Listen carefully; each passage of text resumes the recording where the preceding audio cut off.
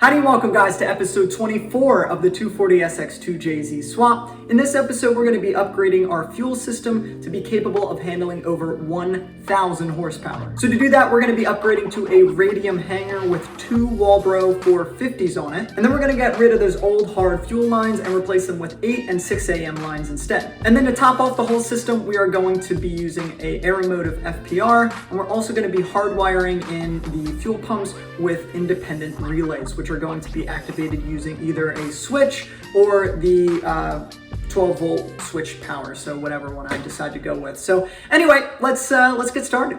All right, so to begin our fuel system upgrade here, we're going to be converting the stock hanger in the S13 to a Radium engineering hanger. So we're back here at the top hat, and you can see that there are no stock fuel lines attached to the nipple on the top hat here because I've already went ahead and removed all of the stock hard lines.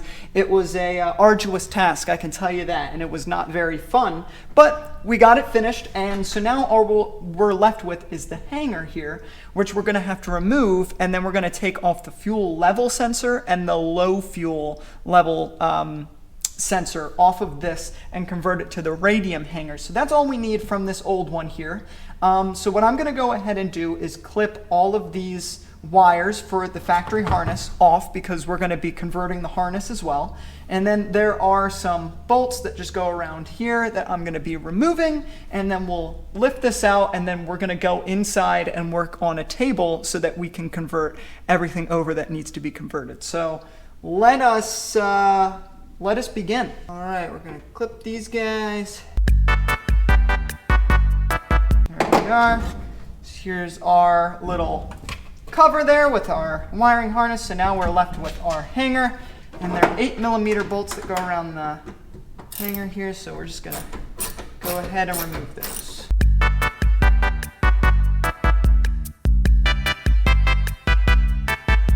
All right, so we're gonna lift this puppy out here.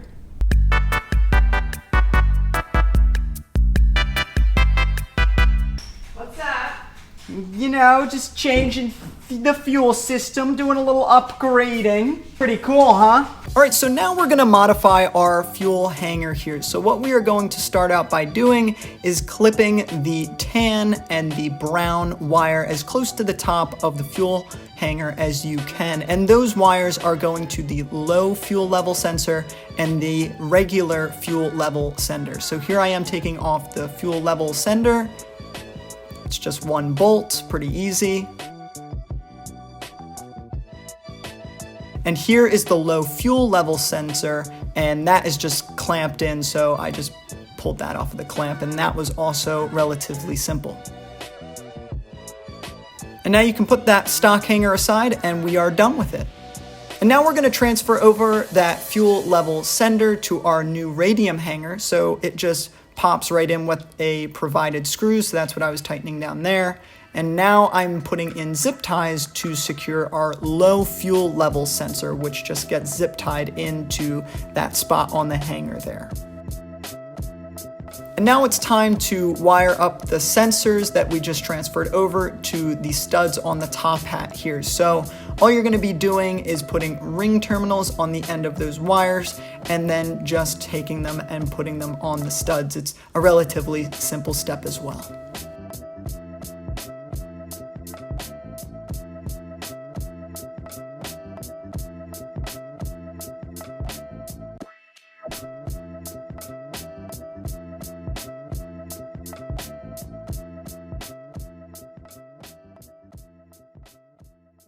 All right, so now that it's all back together, we're gonna put it back into the tank. I've heard this is pretty hard to do, so I'm gonna give it my best shot here. Biggest thing is making sure that the fuel level sensor does not get dinged up once you put it in, because it's a tight squeeze. So yeah, let's see what happens.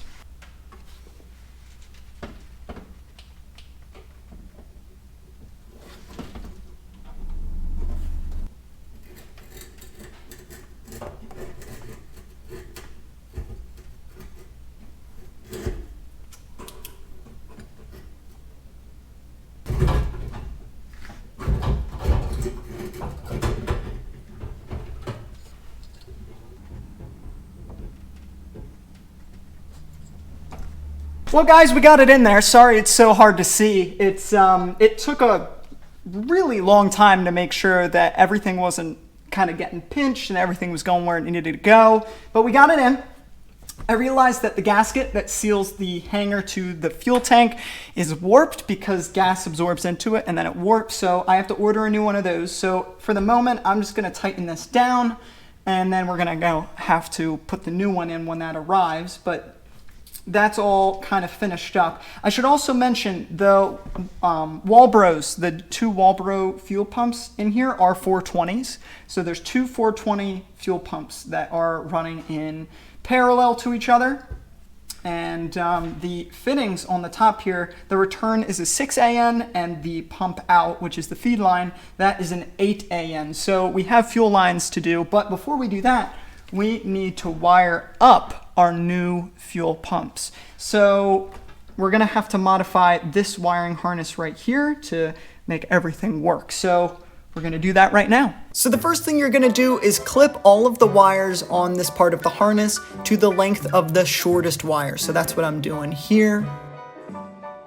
And here I am just stripping the ends of the wires and putting on ring terminals so that we can attach them where they need to go later. All right, so now it's time to make our fuel lines. Right here I have a Vibrant 6AN PTFE line.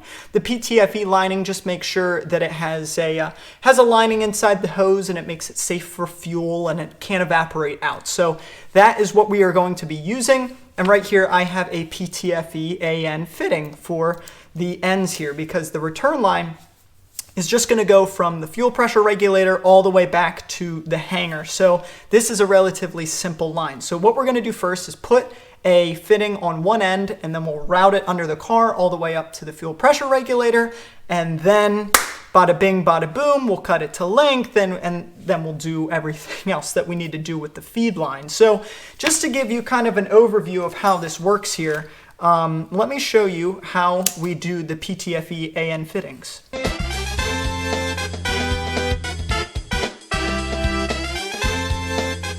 Hey guys, I just wanted to apologize because I haven't been filming a whole lot of what I've been doing for this fuel system, because quite honestly, a ton of it is very frustrating. And when I get frustrated, I don't generally film. I know that's something that I should change, because generally when something goes wrong, that's the stuff that is beneficial to you guys to know, but it's just how it works for me, because I don't really think about filming when, you know, something isn't working right. So I'm gonna walk you through in this next clip all of the wiring that I did for the fuel system, and then I'm gonna take you through some other stuff that I did off camera, just so you guys know what's up. But once again, apologize for not filming the whole process, but there's plenty of videos out there on how to do certain fittings and how to tighten stuff down, so I won't go over that, but here you go. All right, so right here we have the wiring harness for our fuel system. So we'll go over it here, starting out with the OEM harness that plugs in right here. It comes through this grommet, and this is going down to the hanger. So these three terminals right here are the ground for both the level sensor and the low fuel sensor. So that's what these three ring terminals are right here.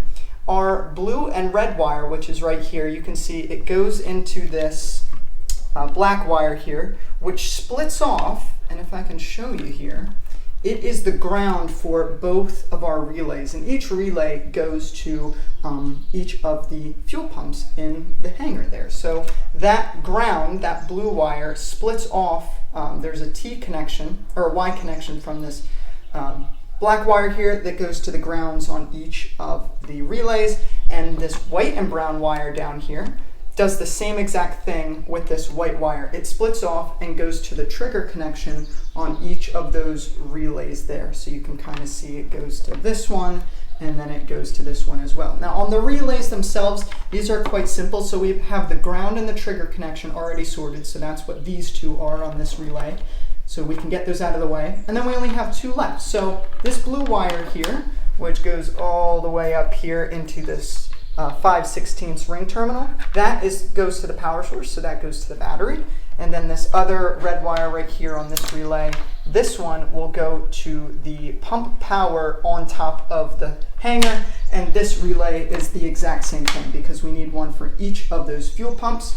And then just up here we have two ground cables that are pretty thick gauge wire. and those will ground to the battery from the hanger. So those are going to ground each of those fuel pumps. And that is seriously, that is all of the wiring for the fuel system. And going to go install it in the car now. All right, so we're going to test the fuel system a little bit. So I'm just going to make sure both pumps are working. So I'll test one, the other pump, and then both at the same time. And all I have is the feed line running to a gas tank here, just draining into this. And this is after the filter. So the one purpose of this is to push all the gunk out that might be in the lines, the fuel filter, whatever, out of the system.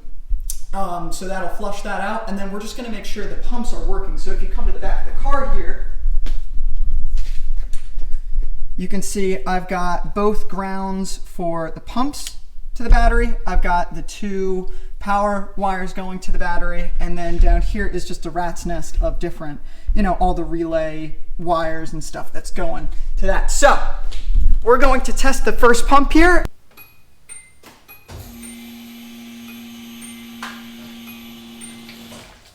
All right, here's the next pump.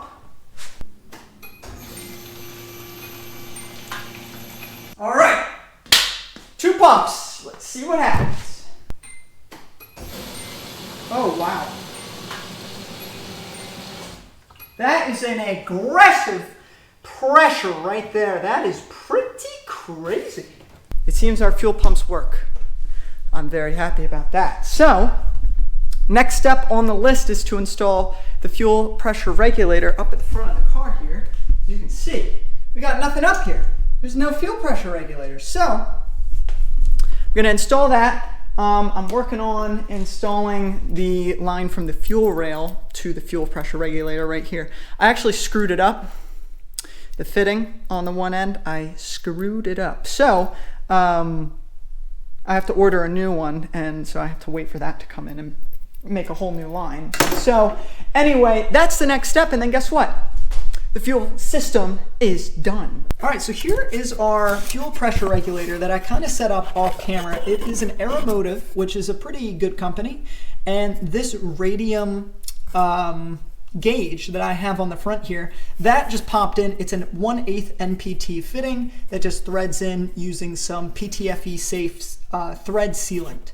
So that is that. And then this bracket in the back here, it used to point up. It was vertical, like running up the back of the FPR, but I bent it in a vise so that it is now horizontal, because the plan is to come over here to the car and it sits like this on the firewall, where that little lip that sticks out, that's where the screws go in. So it'll sit just like that. All right, guys, we're up at the front of the car, and I did not film installing the fuel pressure regulator just because it was so darn annoying. I don't know if you know what my setup is, but with the fuel rail right over here, the line from the FPR, which is this one, going to the fuel rail, it was really short and it was hard to install. This whole thing took me about an hour and a half to get in, just because of how the lines were positioned. But for every application that's going to be different, so I didn't really go over that. But the fuel pressure regulator is installed. You can see the bracket, I bent it 90 degrees back there. It screws right into this lip coming off of the firewall, like we said. Up here is a 1/8 NPT Radium fuel gauge that just goes into the one port on the Aeromotive fuel pressure regulator. So this is all set up. And guys, I just wanted to apologize. I haven't filmed too much of the fuel system for this video, and that's because I've been chasing down some leaks and some other problems with the car these past couple of weeks, just trying to get it on the road. And one of the problems was with the fuel system. And what happened was I was running the car, just bleeding the coolant like normal. It was idling, and then the car shut off. And I started it right back up, and it started up fine, and then about 5 minutes later it shut off randomly again. And I saw from the data log that I had on my ECU that the fuel pressure would immediately drop to 0, and then the car would die. And I could hear the relays back here clicking off, the fuel pump relays clicking off, and then the car would die. So I knew that it was the fuel pumps were turning off for some reason, probably because the relays were turning off. So I came back and I found out that the fuel pump relays were really hot, and I really didn't know why, because I got 40 amp relays, which should have been kind of overkill for the fuel pumps, the Walbro 450s, but maybe they were cheap or they couldn't handle it. Who knows? They were really, like, I couldn't hold them. They were that hot.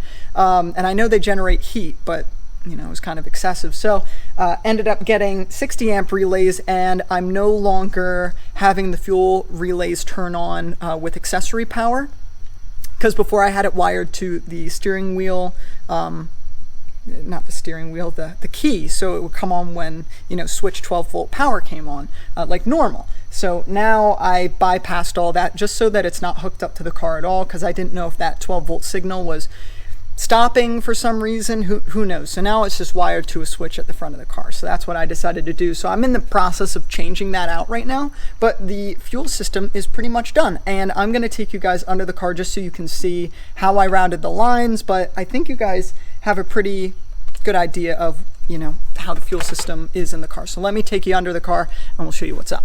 All right, guys, so we're under the car, and here is our starter, and here's our steering column, just so you have an idea of where we are. And up kind of right above me is the fuel pressure regulator. Our fuel lines, the feed and return, are these braided ones right here. So they come through this bundle of wires. Here's our clutch feed and return line, and they go back here. You can see I did the rivets into the some into the chassis rail here, some into this just regular underpart of the car, so you can see that we have those going there. And here's the fuel filter. I know I haven't showed you guys this yet, so here is the Fuel Labs fuel filter. It fits really nice up to the car here. You can see it's nice and tucked up. So there's the feed line coming to and from that, and then it just goes back up and into our whatchamacallit, the hanger right back there. So they're kind of just, you know, routed wherever made sense. Oops, sorry, it's kind of loud. The neighbors are riding the four-wheelers. Yeah, so I'm gonna end the video. I know that it wasn't filmed too well, so I apologize, but I hope you guys got something out of it. And heck yeah, I'll catch you guys in the next one. Peace out.